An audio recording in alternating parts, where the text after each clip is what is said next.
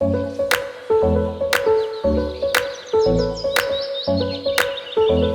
on était sur une rencontre Terrobio financée par la région Occitanie, l'Agence de l'eau et l'Europe sur la biosécurité. On a fait intervenir Olivier Patou de l'association des vétérinaires du Miavois qui nous a exposé l'arrêté biosécurité et sa traduction concrète dans un élevage. Donc on était aujourd'hui sur l'élevage de Terreblanc, le GAEC de Terreblanc qui a mis en place certaines choses justement pour s'adapter à cet arrêté-là. Donc Olivier nous a informé sur les différents points essentiels selon lui pour s'adapter à cet arrêté de biosécurité.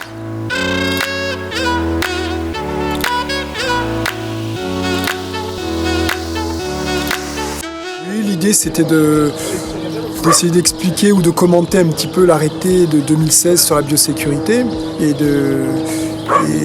qui traite essentiellement de la protection des élevages par rapport à la contamination du virus de la grippe aviaire et d'alerter aussi pour les gens qui vont se lancer en poule pondeuse bio du risque salmonelle par rapport à l'arrêté de 2009. Et donc l'idée était de discuter ou de remettre en avant les points essentiels de cet arrêté de 2016 et de voir comment il était possible de l'adapter aux petits élevages.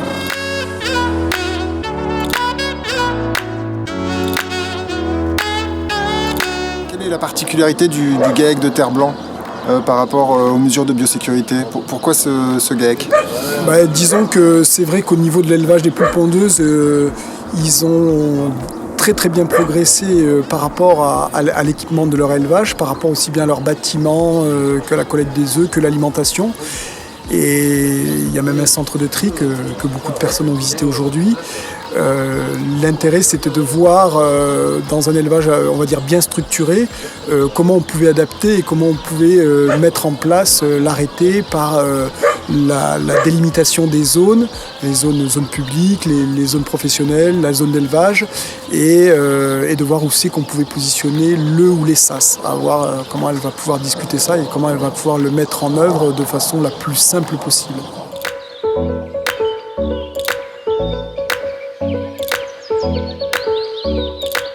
Pourquoi je suis là, c'était pour voir un petit peu le plan de biosécurité, comment ça avait été un petit peu mis en place et voir s'il y a eu des changements, puisque apparemment pour les petits producteurs il y a eu quelques changements. Voir un petit peu l'élevage de poules pondeuses, comment ça se pratiquait avec la pratique au niveau alimentaire, les parcs, puis surtout le centre d'emballage. Voilà. Après oui, ça répondait à mes questions. J'ai pu voir un petit peu comment ça se faisait. Je n'aurais pas un si gros élevage, mais ça donne des idées.